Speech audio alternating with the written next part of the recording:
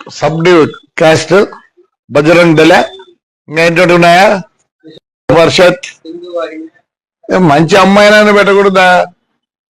దానికే పేరు లేదు. అదే ఒక పెద్ద మా ఊర్లో ఒక 2 నెలలు సినిమా షూటింగ్ చేసినారు. నన్ను పర్మిషన్ అడిగినారు. గాయత్రిది మా లెక్చరర్ ఇల్లు చూసినారు, మా సూర్యమణి ఇండ్లు వాడినారు. మంచిదనాన్ని పెట్టండి. ఆడవాళ్ళకి ఎంత జిగుత్సాకరంగా ఉందంటే మీరు పెట్టిన ఆ లేడీ చూసినారు కదా, రోజా పువ్వులు వేసుకుంది, ఫోటో పెట్టినారు కదా మా వాళ్ళు కూడా. ఆయన పెద్ద మనిషి మాట్లాడిన భాష చాలా చాలా గొప్పగా ఉంది.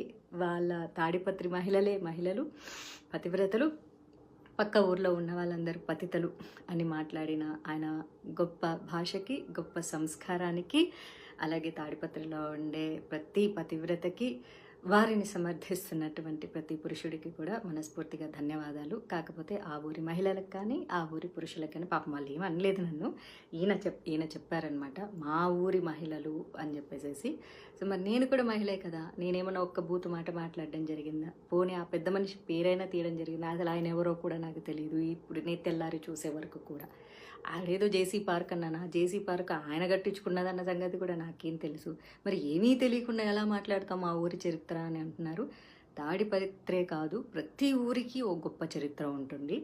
తాడిపత్రి గొప్ప చరిత్ర అన్నది హిస్టరీకి సంబంధించింది అయితే, గాంజా, సిగరెట్టు, మందు, డ్రగ్స్ అన్నవి నేర చరిత్రలకు సంబంధించినవి.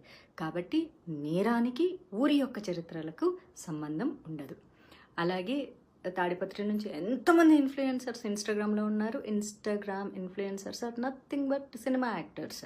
వాళ్ళు కూడా, వాళ్ళకి ఎంత క్రేజ్ ఉందో వీళ్ళకి కూడా అంతే క్రేజ్ ఉంది ఇప్పుడు సమాజంలో. మరి తెర మీద కనిపించే వాళ్ళందరూ ప్రాస్టిట్యూట్లు అని ఆయన అన్నారు. కాబట్టి దయచేసి తాడిపత్రి నుంచి ఎవరెవరైతే తెర మీద కనిపిస్తున్నారో, భవిష్యత్తులో సినిమా రంగంలోకి రావాలనుకుంటున్నారో, అమ్మ దయచేసి మీ అందరికీ రిక్వెస్ట్ చేస్తాను, ఎవరు రావద్దు. సినిమా ఇండస్ట్రీలో కేవలం ప్రాస్టిట్యూట్లు మాత్రమే ఉంటారు. మీ జేసీ ప్రభాకర్ రెడ్డి గారు చెప్పినట్లు తెర మీద కనిపించే మహిళలందరూ క్యారెక్టర్లెస్గా ఉంటారు, చాలా చాలా తప్పుగా ఉంటారు, గబ్బు గలీజ్ పనులు చేస్తుంటారు. కాబట్టి తాడిపత్రిలో ఉన్న వాళ్ళ మహిళలందరూ కూడా పతివ్రతలు. కాబట్టి దయచేసి ఎవ్వరూ కూడా తెర మీద కనిపించొద్దు. మీ అందాలు కానీ, మీ యొక్క ఆలోచనలు కానీ, మీ యొక్క రూపాన్ని కానీ కేవలం పెళ్లి వరకు మీ అమ్మా నాన్నలతో ఉంచి పెళ్లి తర్వాత మీ భర్తకి సమర్పించవలసిందిగా మనస్ఫూర్తిగా కోరుకుంటున్నాను. కానీ తాడిపత్రిలో ఉండే మహిళలకు స్వేచ్ఛ కావాలి. డీజే కొట్టుకోవాలి, 1 o'clock వరకు డాన్సులు చేయాలి, స్వతంత్రం కావాలి, అన్నీ కావాలి. ఏదైనా సరే ఆ ఊర్లోనే జరగాలి. కాబట్టి ఆ ఊరి వరకే ఉంచుకోండి. దయచేసి ఎవరెవరైతే భవిష్యత్తులో తాడిపత్రి నుంచి సినిమా ఇండస్ట్రీలోకి రావాలనుకుంటున్నారో, ఐఎమ్ రిపీటింగ్, భవిష్యత్తులో ఎవరెవరైతే అమ్మాయిలు సినిమా రంగంలోకి రావాలనుకుంటున్నారో, ఇన్స్టాగ్రామ్ ఇన్ఫ్లుయెన్సర్గా ఉండాలి అనుకుంటున్నారో, లేకపోతే సీరియల్ యాక్టర్లు అవ్వాలనుకుంటున్నారో, మోడలింగ్ అవ్వాలనుకుంటున్నారో, దయచేసి రావద్దమ్మా. సినిమా ఇండస్ట్రీలో ఉండేవాళ్ళు ప్రాస్టిట్యూట్స్.